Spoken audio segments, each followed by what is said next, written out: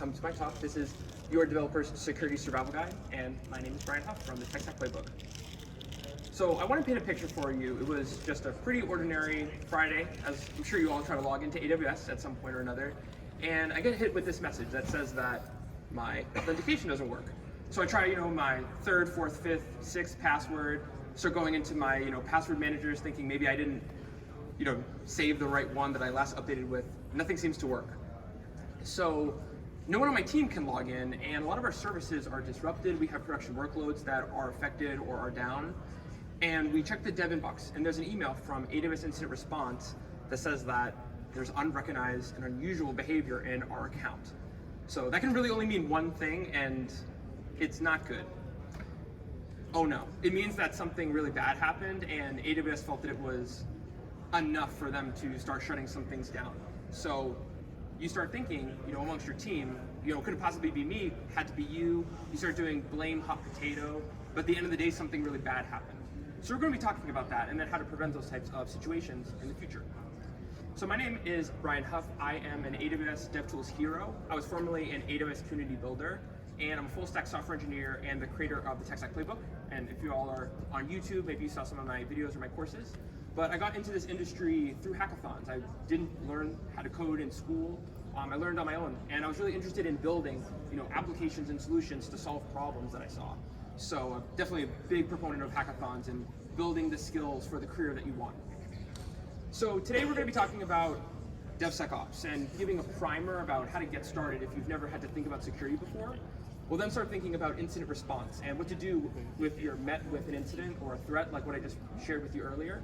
We'll then be talking about threat mitigation. So how do we stop those types of things from happening in the future? And how can we architect our solutions to hopefully not have to deal with these problems and move forward? So just to give a little bit of context to security, because this is interactive, I want to raise the energy in the room. So how many of you all have seen, security, things like this? Like how many have need to change your password, right? Like change your password, right? Your IT admin says change your password. How many people use two-factor authentication? Right. One-time passwords or password managers. Yep, right. Intranets, VPNs. We all like those things. So there's a reason why we all do similar things.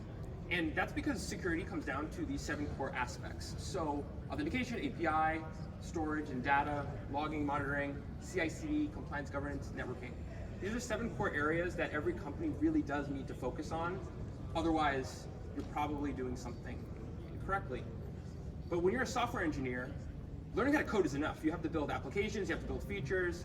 Maybe PM tells you that you need to add new things to the sprint. It can be stressful. But I like to think as an engineer that I ship applications, I ship features, but security engineers will tell me what I can and can't do. They ship access and permissions. So I want to talk today about how do we bring a union between applications and access, permissions, and software systems. So to start thinking about that, I like to think about sort of a 3-triangle-pronged approach for how we think about security. So applications need to be secure, they need to be fast, and they need to be reliable for the end user. And when it comes down to it, it's really the language of IAM that I think at the foundational level becomes very significant. So those are just the policy. When I say just, there really are JSON documents that tell AWS services what they can and can't do. It tells other third parties how they can interface or what permissions they have for your AWS environment. So to give an example, maybe you build statically your web application, you put that code in S3, it's a private bucket, so then CloudFront will be able to then distribute that code to the web. So I definitely recommend using Amazon Q. I know maybe some of y'all are AI or ML'd out, but Amazon Q is a really great resource, plugs into VS Code. I was actually asking it for an S3 IAM bucket policy a couple weeks ago. So it was able to just give me the code and help me run really quickly.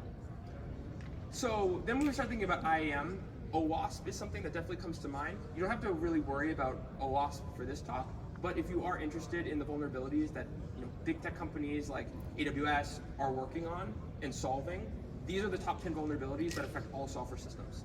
And if that's not overwhelming enough, there's also a top 10 for mobile that is also affecting, and those are pretty recent. So again, we're not gonna talk about that today, but this is just helpful to keep in the back of your mind that there are a lot of security vulnerabilities that can come up. And somebody needs to be thinking about them. So then, we talked about IAM, now we want to talk about least privileged access. So between these two policies up here, these seem pretty similar. There's really the only one difference is the action has a star and the action has S3 get object. So those are pretty similar. But the one on the right allows for way more than just gets. That's puts, those are deletes. Anybody that, or any role that has access to those specific permissions can do basically anything within that S3 bucket. This only allows a get. So it becomes really important to know how least privileged a certain IAM role is, because that will allow you to then curb who has access to what. So that's where security becomes a balancing act of giving access, but then also deciding who doesn't have access. And that step should take way more time than just giving access. You could just do star and just give access to anything, but you really should never do that. So to give some more context to building, right, because we're all developers, here's a solution architecture diagram. If I share this to you or you share this to your team, they'd say that's a pretty legitimate solution architecture diagram. It's an application, it makes sense. And the code for this, I'll be referencing this throughout the talk, so the code for this will be at the end of my presentation, so we'll QR code that. But this looks pretty simple. Everything looks pretty good, right? So we think. So when we start doing threat modeling, we'll start seeing that there are huge problems, and we start thinking, is there a content security policy? How do we protect against cross-site scripts, DDoS attacks? If a certain deployer role got elevated access, could they delete something, like delete your code? Your functions, are they open to the public? Could anybody call them? Your S3 buckets are public, but are they easily pingable? Do you have API endpoint encryption? Again, you don't need to remember all of these things, but these are all vulnerabilities that could affect a software application. So let's say that you hire a CISO or you bring on a security advisor and then you solve all these things, or so you think. So that's kind of where you might think that you architected a secure solution, but at the end of the day, it can be hard to tell if you've done enough. And there's a lot of check marks here. We think this looks like I've done enough, but did we really do enough? So there are some times where you might have thought you've done enough and you really didn't. So then we're gonna talk about what to do if you're in a security event, like what I shared before. So if you find yourself in a compromising situation, these are the 4 questions that you need to ask immediately. And that's who has access to what, services or systems where, in or out of the cloud, why. So who, what, where, and why, those are the questions that you need to address very, very quickly. So in incident response, this is a checklist that I've helped to construct with clients trying to deal with these types of problems. And these do come up. You don't want to think that you might get hacked or you might have an incident, but it can happen. So we'll be talking about that. So the first step is to use CloudTrail, and that's for identifying and tracking and tracing threats. So you'll see up here that that's the resource type, that's the event name, that's the username that called that resource to do that thing. So it becomes a really helpful and handy logging system for anything that's happening in your AWS account. And incidents aside, you can actually learn quite a lot about how AWS works. This is sort of all the logs of the API calls for an AWS account. So then once you start learning about the names, the sources, and the types, you actually start to learn more about how AWS works as a platform and as a console. And you want to be very wary of the create role, because that means that if somebody created an IAM role that had access to admin, that key could then do anything in your account. So if somebody got access to your root credential, and then so it's sort of like your God mode, and then they go into your AWS account and start doing things, you really want to track for the create role, because then they could do some bad stuff. So then once you start tracing and tracking those threats, you then want to start restricting access at the IAM level. So you can actually see if there were users that were created, you could see the time in which they last were actively doing something in your account, and that can also be helpful just as a tracking mechanism. But something as you'll start to explore your AWS account, you'll want to use an entity resource action graph. So that's tracking basically the entity or the party that got access to something in your AWS account, the resources that they targeted, the actions that were taken by that user, and then the mitigation status. So as you start working with your team, you'll want to update this document pretty regularly and make sure that you are really turning down all of those threats that are coming up. Then we'll start to scan the organization. So Security Hub is a really great resource to be able to do that. It'll basically allocate all of those findings into what I think is a really nice category of severity. And you'll see that on the next slide. So it'll track basically anything that's critical, high, medium, or low to help you prioritize. Because when you're trying to take down a threat, you really need to know how to move quickly on the things that are most important. Then you can turn those findings into actions.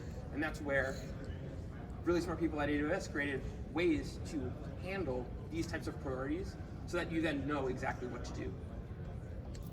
So then, once we've already addressed the IAM, we do sort of know who we want to take down. Then we want to start addressing the AWS organization, and that's locking down root access, getting conversations starting with your team, auditing the organization for 24, 48 hours, monitoring CloudTrail, two-factor authentication for the whole organization, maybe change passwords, and also just using that entity resource action graph to make sure that you are turning down those people that have elevated access. So then on the software side, we want to track suspicious API calls, block public access to buckets and databases, make sure the data is encrypted and locked down, and also reviewing login, so identity providers, and then we're going to want to conduct frequent security assessments as we continue to log CloudTrail and make sure that the people that shouldn't have access don't have access.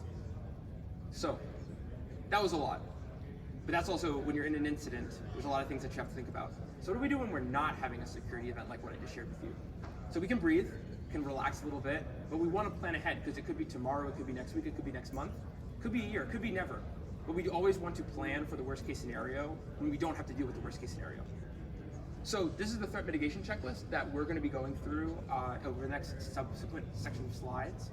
But this is really how you want to start thinking about, architecting security into all of your development processes. So we already talked about Security Hub. Basically what it works is that you'll have AWS accounts doing different things, but then you want to have a centralized account that will have app config in there. All of the resource API calls will flow into that. And then now Security Hub will be able to centralize all of those calls into one place. And this can actually take anywhere from like 11 to 24 hours. I remember I had set up Security Hub for an organization, and then it was like right before I went out to go to a concert, and then I came back and it was still chugging along, tracking everything. But it's pretty instant, so as soon as it starts logging certain resources, you'll be able to then start seeing those findings. So it's pretty helpful if you need to get that running. It will start logging those resources as well. Logging with CloudWatch is another really great resource that I highly recommend. Lambda comes pre-baked with this, so you'll be able to just have logs flow into CloudWatch. But it's actually really interesting if you think about it, because you'll be able to see resources and when they're called. But in those logs, you can see IP addresses. So if you're trying to trace a threat, if you saw a similar IP address across different resources, that's where you could use CloudWatch to then start looking at who's calling what resource, how often. Even if we had like a bot that was trying to like DDoS a system, you could see if it's the same IP address, if it's different, and then adjust everything following. Another thing, just with S3 bucket logging, that's not on by default, but that can be very helpful if you do have an S3 bucket that you need to track how often it's getting pinged. So that becomes important. I did talk about earlier with building in public. So these are 4 ways to build applications. The code that I'm going to share with you at the end of the talk, I used SST, and that abstracts AWS CDK under the hood. But serverless framework, SAM, Amplify, definitely take a screenshot of this. These are really great ways to have a predictable way to build applications. So I highly recommend thinking about infrastructure as code so that every app you build can be a pattern and it's not coming up with it on the spot as you go along. So blocking access to private data. User wants to log in, use a Lambda function to get access to S3. That S3 bucket should not be public, so block public access will be on. So how do we get data out of it? So this is a Python script. It's pretty simple, but that's how you get a pre-signed URL, so that will create a time-limited authentication token for your S3 file or files that then can go back to the user. But let's say that maybe you had a database and you wanted to use RDS. So a user will request an auth token to IAM, then RDS will be able to then allow the user to get access to that data without any hard-coded username or password, and very secure. So just the IAM authenticator is a pretty important pattern for RDS, and I think that really helps to reinforce security, especially when you're working with relational databases. So then short-term credentials. We talked a little bit about this earlier in the talk, but it's easy for an IAM, create permissions, create a role, okay, create a key, and then now you can use certain services, certain actions. We don't want to do that. We don't want to do that because those are long-lived credentials. So you'll have to delete that key to be able to then, not have access for whoever had access to that key. It's much easier to set up IAM Identity Center for your users so that they'll have permissions and a management account, and then you'll be able to just pull those keys, and they are auto-generated, so you never have to think about rotating the keys. AWS IAM Identity Center already does that automatically, so that's great. So we like that. Secrets Manager, use IAM. Now you can start having keys that also you can rotate those in AWS, but you have a centralized way to manage API keys. So if you're using machine learning models or you're using other third parties, you will just store those resources and then call them into any resource you want. So we like that. Those are great. And then also kind of a cool thing that I was playing around with earlier this year, the date greater than and date less than is a condition that you can use in IAM policies if you wanted to give access for a week or a month or something like that. So you can do it manually too. So how should we think about CI/CD pipelines and automation? So I mentioned before that I use SST, which abstracts CDK. So we're just going to focus on CDK, but a user will commit to a certain branch. CDK will then deploy to CloudFormation, but we could set a stage. So let's say we have a dev branch or a feature branch. So once we do that, we'll create all those resources in that dev branch. Then, when we like what we see, we can then create a stage for production. Same resources, same system, but now the names are different, so it's the same system but with different resources. Now the developers, they can log in and test everything, but the users are on production, so they'll be able to use those similar but different resources, and then you have sort of a separation of testing while also having something on production. So it becomes really important. Now, I know some of y'all might be AI or ML'd out, but CodeGuru is a really great way to add code scanning into your CI/CD pipeline. So again, way to work, user commits code to a GitHub repository. AWS creates this YAML file for you, so you can just copy it, but then you'll have that YAML file iterate over all of your files in your repository. Go to CodeGuru, and then you'll get something like this. So it'll give you, critical, high, medium, or low insights into vulnerabilities in your code. And then maybe you have a way where if it's a certain number of vulnerabilities, it doesn't commit, otherwise it does. And then that could go right to CDK and CloudFormation. But let's say that you have some advanced code, because I'm sure you all are really smart. You have maybe more patterns than might be accessible just with scanning. So you can actually throw in Lambda to Bedrock, and then also have for your advanced code patterns a way to analyze code in a predictable, prompted way. So really to round this out, we've talked about a lot of how to build, but then once the application is out in the public, we do want to think about DDoS and cross-site scripts. Those are kind of like the scary parts of, like security engineering that I do think is really important and worthy of a time investment. Because when a user logs into an application, you don't really know if they're a good user or they're a bad user. We would hope that they're good, but they could be a malicious actor, and we don't really know what their intention is. So before they ever get access to the VPC resources that they might need, they're going to hit Route 53, the hosted zone, then they're going to go to Shield, and that's going to protect against DDoS attacks. So if it was a bot that was trying to take down your system, Shield will be a way to help prevent something like that from taking down your system. But then also, we're layering security in here, so then you'd want to have a web application firewall, so that can protect against cross-site scripts, injections, other types of patterns. AWS has these managed rules that then you don't have to write yourself, but you can just apply those to your WAF, or you could create your own rules as well. Then that hits CloudFront, maybe your AOB or ELB, all before it's ever hitting that host, the code that you've put in your S3 that's hosted there. All these layers of protection before it's ever getting access to your code. So you really want to layer this like an onion. And again, just a quick call out about internal tools. I know a lot of companies make internal tools. It's completely not internal unless you only can access it on the VPN. It also uses SSO and all your functions, or everything runs in a VPC. You can have lambdas that are public, you can have S3 buckets that are public, but though you really want to limit your public visibility for all of your systems. So just because you call it an internal tool doesn't make it an internal tool. That was one of the big learning lessons for me as I was architecting a lot of these types of systems. So just important things to keep in mind. So if you've done everything right, hopefully you've turned 96 hours of turmoil in an incident like what I shared with you in the beginning to a calm Friday afternoon, so that you're not super stressed. Maybe a little stressed, but not more stressed than you actually need to be. So we covered a lot of things in the last 20 minutes, and I think if there was one thing that I wanted you to take away from this talk, it's to shift the security focus earlier in the process. I sort of call it the cybersecurity tax. It's that you're going to have to deal with cybersecurity at some point, but it's much easier to deal with it when you're not under attack than it is when you have time. So I like to think about this where you have incident response. We don't really want to be here, but we have a toolkit to deal with these types of incidents if they come up. But if you want to prevent these types of situations, there's a lot more things that you need to do, but that will help prevent a really stressful Friday into the next week. So I hope that is helpful kind of to contextualize everything. And if you're interested at all in the code that I mentioned from this talk, that's a QR code. That's an Next.js application with TypeScript that will help you sort of learn how to architect with SST and CDK. types of applications that you can build with CloudFormation. And then that concludes my talk. So I just want to thank you for taking the time to come to my talk, and I hope this is helpful and empowering for you to really own security. Even if you're not a cybersecurity engineer, or you don't deal with security, you'll have to deal with security at some point. So I hope that this helps propel you forward in what you build in the future. So thank you for coming, and I'll be here if you want to ask any questions.